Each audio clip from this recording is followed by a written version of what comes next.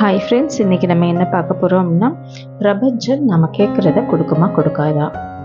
பிரபஞ்சத்திட்ட நம்ம பேச முடியுமா? எப்படி பேசணும்? எப்போ பேசணும்? பிரபஞ்சம் நம்மக்கிட்ட எப்படி பேசும்? இப்படின்னு சொல்லிட்டு நமக்கு நிறைய கேள்விகள் இருக்கும் இல்லையா? அந்த கேள்விகளுக்கான ஒரு விடை தான் இந்த வீடியோ. ஸோ வீடியோவை ஸ்கிப் பண்ணாமல் முழுசாக பாருங்கள். உங்களுடைய நிறைய கேள்விகளுக்கு பதிலும் இருக்கும். உங்கள் வாழ்க்கையில் ஒரு மாற்றத்தையும் நிச்சயமாக கொண்டு வரும். இந்த உலகத்துல 2 விதமான மனுஷங்க இருக்காங்க. ஒண்ணு என்னன்னா, கடவுள் இருக்கிறாருன்னு சொல்லி இருக்கிற ஒரு ஜன கூட்டம்.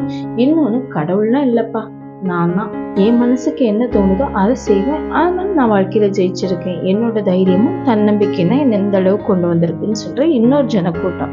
அப்போ கடவுள் இருக்கிறாருன்னு சொல்றவங்களுக்கு பதில் என்ன அப்படின்னா, இந்த முழு உலகத்தையும் படிச்சு, அண்ட சராசரங்கள் எல்லாத்தையும் படைச்சு, ஒரு வானத்துல ராத்திரி நேரம் நட்சத்திரங்களை பாக்குறோம் இல்லையா? அந்த நட்சத்திரங்கள் கீழே விழாம அது எப்படி நின்றுகிட்டே இருக்குது? ஒரு கோள் இன்னொரு கோளோட மோதாம, இல்ல வேற எங்கே, ஒருவேளை இந்த கோள் சூரியன் கிட்ட போய் எரியாம எப்படி எல்லாம் அது தன் வேலையை பார்த்து தன்னோட அந்த வட்டப்பாதையில போய்கிட்டு இருக்கு. அப்போ இவ்வளவு நடத்துறது யாரு? அப்போ நம்மளையும் மீறி ஒரு சக்தி இருக்குது. அப்போ அந்த சக்தி தான் இந்த முழு அந்த சராசரங்களையும் பாதுகாத்து வழிநடத்திட்டு வருது இல்லையா? அதுதான் பிரபஞ்சம்னு சொல்றோம். அந்த பிரபஞ்சத்தை தான் கடவுள்னு ஒரு ஜனக்கூட்ட சொல்றாங்க. அப்போ கடவுள் இல்லைன்னு சொல்றவங்களுக்கு எப்படி இது சாத்தியம்? ஆமா, கடவுள் இல்லை அப்படின்னு சொல்றவங்களுக்கு இது என்னன்னா, பிரபஞ்சம் எல்லாத்தையும் நமக்கு மேல ஒரு சக்தி இருக்கு, ஆனா அது கடவுள் இல்லை, அது நம்மளுடைய மனம் அப்படின்னு சொல்றோம் இல்லையா? அது அவங்களுக்கு மனமாய் தோன்றுது. கடவுள் இருக்கிறவங்களுக்கு அது கடவுளா தோன்றுது. கல்ல வெறுமனே பார்த்தா அது கடவுள்னு நினைக்கிறவங்களுக்கு கடவுள் இல்லை, இது வெறும் சிலைதான் அப்படின்னு சொல்லிட்டு வெறும் கல்லுதான் பார்க்குறவங்களுக்கு அது வெறும் கல்லாவும் சிலையாகவும் தான் தெரியும். நம்ம எந்த கண்ணோட்டத்தோட இதை பார்க்குறோமோ அது அவங்களுக்கு அப்படியே தாங்க தெரியும். அப்படிதான் இந்த பிரபஞ்சமும். நீங்க கடவுள்னு நினைச்சு பார்த்தீங்கன்னா அது கடவுளாய் தெரியும். அப்படி இல்லை, இது பிரபஞ்சம், நமக்கு மேல இருக்கிற ஒரு சூப்பர் நேச்சுரல் பவர், ஏதோ ஒரு சக்தி நமக்கு மேல இருக்கு, அது நம்மளுடைய மனமா கூட இருக்கலாம் அப்படின்னு நினைச்சோம்னா அது ஆமா, அது பிரபஞ்சம். எப்படி பேசலாம்? பேச சரியான நேரம் பிரபஞ்சத்துட்டு காலையில 3 to 4:30 மணி வரை தான். வேணும்னா நீங்க 5 மணி வரை எடுத்துக்கலாம். ஏன் அப்படின்னு சொன்னா, நான் காலையில 3 to 4:30 மணி வரை இந்த உலகம் உங்களோட கையில இருக்கும். ஸோ நீங்க என்ன பிரபஞ்சத்துல பேசணும்னு நினைக்கிறீங்களோ அதை நீங்க பிரபஞ்சத்துக்கு தெரியப்படுத்தலாம். ஆனா 5 மணிக்கு அப்புறம் பிரபஞ்சத்தோட கைக்குள்ள நீங்க போயிருவீங்க. ஏன்னா காலையில 5 மணிக்கு எழுந்திருக்கணும், சமைக்கணும், உங்களோட சொந்த வேலைகளை பார்க்கணும், நைட்டு படுக்கிற வரைக்கும் நீங்க உங்க வேலையை மட்டும்தான் பார்த்துக்கிட்டே இருப்பீங்க. ஸோ பிரபஞ்சத்துக்கிட்ட தான் நீங்க இருப்பீங்களே தவிர உங்ககிட்ட பிரபஞ்சம் இருக்காது. அதனால நீங்க பிரபஞ்சத்துக்கிட்ட பேசணும் அப்படின்னு சொன்னா காலையில 3 to 4:30 நீங்க பேசிக்கலாம். சரி, பிரபஞ்சத்துட்டு எப்படி பேசணும் அப்படின்னு சொன்னா, பிரபஞ்சத்துட்டு நீங்க ஆழமா உங்களுடைய கருத்துக்களை சொல்லலாம், வாயை திறந்து சொல்லலாம். எனக்கு இதுதான் பிரச்சனை, இதுதான் கஷ்டம், எனக்கு இந்த பிரச்சனையை எனக்கு சரி பண்ணி கொடு அப்படின்னு சொல்லிட்டு பிரபஞ்சத்துட்டு நீங்க தாராளமா பேசலாம். பிரபஞ்சத்துக்கு உங்களுடைய வாயின் வார்த்தைகளை விட உங்களுடைய ஃபீலிங்ஸ், உங்களுடைய உணர்ச்சிகளை நல்லாவே புரிஞ்சுக்க முடியும். அதனால பிரபஞ்சத்துக்கிட்ட பேசும்போது உங்களுக்கு என்ன பிரச்சனையோ அதை தெளிவா சொல்லுங்க. உங்களுடைய வேதனைகளை பிரபஞ்சத்துக்கிட்ட தெளிவா தெரியப்படுத்துங்க.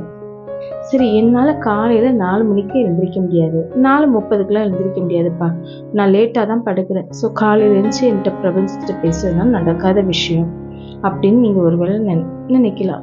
அப்ப எனக்கு வேற என்ன நேரம் பேசலாம் அப்படின்னு சொன்னா, நீங்க தூங்கும்போது உங்களுடைய ஓய்வு நேரத்தை பிரபஞ்சத்திட்ட பேச பயன்படுத்திக்கலாம். அது மதியமாவும் இருக்கலாம், இரவாகவும் இருக்கலாம். அந்த நித்திரைக்கு முன்னாடி வரக்கூடிய ஒரு அரை மயக்க நிலையில வரும் இல்லையா? அதாவது ஒரு தூக்க கலக்கத்தோட இருப்பீங்க இல்லையா? அந்த நேரத்துல நீங்க பிரபஞ்சத்தோட பேசிக்கலாம். என்ன இந்த நேரத்துல எப்படி பேச முடியும்னு கேக்குறீங்களா? ஆமா, பிரபஞ்சத்துக்கிட்ட பேசுறதுக்கு உங்களுக்கு ஒரு அமைதியான சூழ்நிலை தேவை. அதே நேரம் உங்களுடைய இந்த சரீரம் அதுல எந்த ஒரு தடையும் கொண்டு வரக்கூடாது. சரீரம் அமைதியா இருக்கணும். அப்போ என்ன செய்யும் அப்படின்னு சொன்னீங்கன்னா, உங்களுடைய மனம் அது தன் வேலைகளை பார்க்கும். ஆனா நீங்க ஓய்வு எடுக்கிற நேரத்துல உங்களை சுத்தி இருக்கிற பிரச்சனைகளை பத்தி நீங்க பார்க்க கூடாது.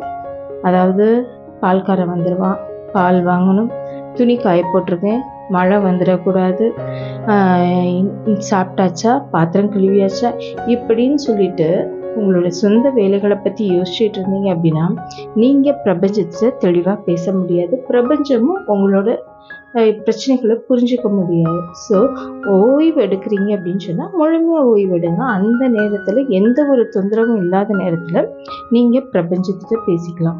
பிரபஞ்சத்தை பேசுறதுக்கு முன்னாடி உங்களுடைய மனசை நல்லா ரிலாக்ஸ் பண்ணிக்கணும். ரிலாக்ஸ் பண்ணிட்டு பிரபஞ்சத்துக்கிட்ட உங்களோட பிரச்சனை என்ன, எனக்கு என்ன உதவி வேணும் பிரபஞ்சத்திட்ட இருந்து, நான் எந்த பிரச்சனைக்குள்ள மாட்டிட்டு இருக்கேன், எனக்கு எது சொல்யூஷன், எனக்கு சொல்யூஷன் தெரியல ஆனால் இதுக்கு சொல்யூஷன் வேணும். ஏன்னா எல்லா பிரச்சனைகளுக்கும் பிரபஞ்சத்திட்ட சொல்யூஷன் இருக்கும். ஸோ எனக்கு இந்த பிரச்சனைக்கு தீர்வு வேணும் அப்படின்னு சொல்லிட்டு நீங்கள் பிரபஞ்சத்திட்ட உங்களோட ஃபீலிங்ஸை வெளிப்படுத்தும் போது பிரபஞ்சம் கண்டிப்பாக கேட்கும். பிரபஞ்சம் எப்படி என்னோட ஃபீலிங்ஸை புரிஞ்சுக்கும், அதை நான் எப்படி தெரிஞ்சுக்க அப்படின்னு சொன்னீங்க அப்படின்னு சொன்னால், பிரபஞ்சத்திட்ட பேசி முடிச்சதுக்கப்புறம் உங்களோட மனசு ரொம்ப ரிலாக்ஸ் ஆயிடும். ஏதோ ஒரு பாரத்தை இறக்கி வச்சுட்டு இன்னைக்கு இந்த பிரச்சனை முடிஞ்சது அப்படின்னு சொல்லிட்டு ஒரு உங்கள் மனசு ரிலாக்ஸாக லேஸாக ஆன மாதிரி ஒரு ஃபீல் உங்களுக்கு தோணும். அப்படின்னா இந்த பிரச்சனை நீங்கள் எதை சொல்லணும்னு நினைச்சீங்களோ அது பிரபஞ்சத்துக்கிட்ட போயிடுச்சு, அந்த கோரிக்கை பிரபஞ்சம் ஏற்றுக்கிட்ட அப்படின்னு அர்த்தம். சரி, நான் தூக்கத்துல சொல்றது எப்படி பிரபஞ்சத்துக்கு தெரியும், எப்படி பிரபஞ்சம் புரிஞ்சுக்கும் அப்படின்னு சொன்னீங்கன்னா, நீங்க தூக்கத்துல சொல்லும்போது உங்களுடைய ஆழ் மனதுக்குள்ள அந்த காரியம் நல்லா பதிஞ்சிடும். இப்ப நீங்க தூங்கிடுவீங்க, அதாவது உங்களுடைய உடம்பு தூங்கிடும். ஆனா உங்களுடைய ஆழ்மனம் அது செய்ய வேண்டிய செயலா தெளிவா ரொம்ப கரெக்டா செஞ்சிடும். அது பிரபஞ்சத்துக்கு தெரியப்படுத்திடும். அது உங்களுடைய பிரச்சனைகளுக்கு என்ன தீர்வு வேணுமோ அதுக்கான அந்த சொல்யூஷனை உங்க ஆழ்மனம் பிரபஞ்சத்திட்ட இருந்து பெற்றுக் கொடுக்கறதுக்கு தயாராகி இருக்கும். ஒவ்வொரு மாற்றங்களும் உங்களோட வாழ்க்கையில மெதுவா நடக்க ஆரம்பிச்சிடும். உடனே நடக்குமானா உடனே நடக்காது, ஆனா கண்டிப்பா அதுல ஒரு மாற்றம் இருக்கும். சரி, பிரபஞ்சத்திட்ட நீங்க எப்படி பேசணும் அப்படின்னு சொன்னா, பிரபஞ்சத்துக்கிட்ட போய் நான் ரொம்ப புத்திசாலி, நான் இது வரைக்கும் நான் கரெக்டா தான் இருந்தேன், அவங்களாம் என்னை ஏமாத்திட்டாங்க, நான் இந்த இதை எதிர்பார்த்தேன் ஆனா இது எனக்கு நடக்கல அப்படின்னு சொல்லிட்டு பிரபஞ்சத்திட்ட நம்மளுடைய புத்திசாலித்தனத்தை காட்ட முடியாது. ஏன்னா நீங்க இருக்கிறது இன்னொருத்தங்கிட்ட உதவி கேட்குறீங்க, உங்களை விட ஒரு பெரியவங்க கிட்ட. அப்போ நீங்க என்ன செய்யணும், பணிவாதான் கேட்கணும். முதல்ல உங்களுடைய தோல்வியை ஒத்துக்கோங்க. ஆமா, நான் இந்த இடத்துல தப்பு பண்ணிட்டேன், என்னால இதுக்கு தீர்வு கண்டுபிடிக்கவே முடியல, எனக்கு தீர்வு வேணும், உன்கிட்ட இருந்து எனக்கு ஒரு உதவி வேணும், எனக்கு இந்த இடத்துல இந்த பிரச்சனை இருக்கு அப்படின்னு சொல்லிட்டு முதல்ல நீங்க உங்களை ஒப்பு கொடுத்துருங்க, அந்த இடத்துல சரணடைஞ்சிருங்க. அப்போ பிரபஞ்சம் உங்களுடைய கோரிக்கையை ஏற்றுக்கும். உங்கள் ஃபீலிங்ஸை பிரபஞ்சம் புரிஞ்சிருச்சு அப்படின்னா பிரபஞ்சத்துக்கு தெரியும் இந்த பிரச்சனைகளை எப்படி சமாளிக்கணும், இந்த பிரச்சனைகளுக்கு தீர்வு என்ன, உங்களுக்கு எந்த மாதிரி சொல்யூஷன் கொடுத்தா இந்த பிரச்சனை சால்வ் ஆகும் அப்படின்றது எல்லாமே பிரபஞ்சத்துக்கு ரொம்ப ரொம்ப நல்லா தெரியும். அதுக்கான வேலைகளை பிரபஞ்சம் பார்க்க ஆரம்பிச்சிடும். சரி, இது நம்ம வாழ்க்கையில் நடக்குமா, சாத்தியம் இருக்கா அப்படின்னு நீங்கள் யோசிச்சிங்க. சாத்தியம் இருக்கு. என்னோட வாழ்க்கையில் நடந்த ஒரு சம்பவத்தை நான் உங்ககிட்ட சொல்கிறேன். எனக்கு 2020 அந்த லாக்டவுனுக்கு முந்தின டைமில் அந்த ஜனவரி பொங்கலில் என்னென்னா ஒரு 10 லட்சம் ரூபாய் தேவைப்பட்டுச்சு. ஆனால் அது பெரிய தொகை, எனக்கு கொடுக்கறதுக்கு உதவி செய்கிறதுக்கு ஆளே கிடையாது.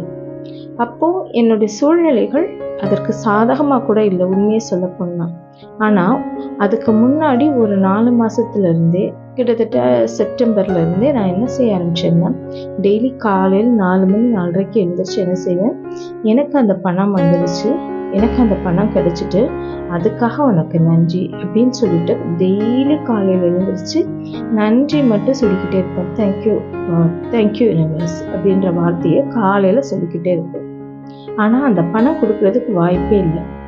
February 7ஆம் தேதி எனக்கு என்னாச்சு அப்படின்னு சொன்னால், எனக்கு தெரிஞ்ச ஒருத்தங்க அந்த பணத்தை அதாவது எனக்கு தெரிஞ்சவங்கன்னா எங்கள் அம்மாவுக்கு வேண்டியவங்க. ஆனால் அவங்களுக்கு கூட பிறந்தவங்களும் இல்லை, எனக்கு கூட பிறந்தவங்களும் இல்லை, பிளட் ரிலேஷன் கிடையாது. 3வது எங்கள் அம்மாவோட ஃப்ரெண்டு ஒருத்தவங்க எனக்கு அந்த பணத்தை கொடுத்தாங்க. அதுவும் எப்படி அப்படின்னா வட்டி இல்லாமல் கொடுத்தாங்க. நீ கொஞ்சம் கொஞ்சமாக கொடு அப்படின்னு சொல்லிட்டு. ஏன்னா அந்த நேரம் நான் அவ்வளோ நெருக்கடியில் இருந்தேன். அப்போ பாருங்க, இது ஒரு சின்ன இதுதான். ஒரு 10 நிமிஷம் நான் சொல்லியிருப்பேனா இருக்கும். காலையில் தூக்க கலக்கத்தில் 4 மணி 4:30க்கு எழுந்திரிச்சோம். ஆனால் அது எவ்வளோ பெரிய மாற்றத்தை கொடுத்துருக்கு பாருங்க. அப்போ ஒரு சின்ன ஒரு 5 நிமிஷம் ஒரு மெடிடேஷன் மாதிரி தான் நீங்கள் பண்ண போகிறீங்க. ஆனால் அது உங்கள் வாழ்க்கையில் ஒரு பெரிய மாற்றத்தை கொண்டு வரும். அப்போ பிரபஞ்சம் என்னுடைய கோரிக்கையை ஏற்றுக்கிட்டு அப்படின்னு நான் சொல்லுவேன் இல்லையா, அதே மாதிரி நீங்களும் பண்ணும்போது நிச்சயமாக முதல்ல அதுக்கான காரணங்கள் இருக்காது, அதுக்கான சூழ்நிலைகள் இருக்காது, அதில் நம்பிக்கை இருக்கிற மாதிரி கூட தோணாது. இதெல்லாம் நடக்குமா, இதெல்லாம் சும்மா ஏமாத்து வேலைன்னு கூட நீங்கள் சொல்லலாம். ஆனால் நிச்சயம் நடக்கும். இது எனக்கு நடந்திருக்கு. அப்புறம் நீங்கள் மெடிடேட் பண்ணுறீங்க, ஓய்வு நேரத்தில் நீங்கள் மெடிடேட் பண்ணுறீங்க, பிரபஞ்சத்தோட பேசுகிறீங்கன்னு வச்சுக்கோங்களேன்.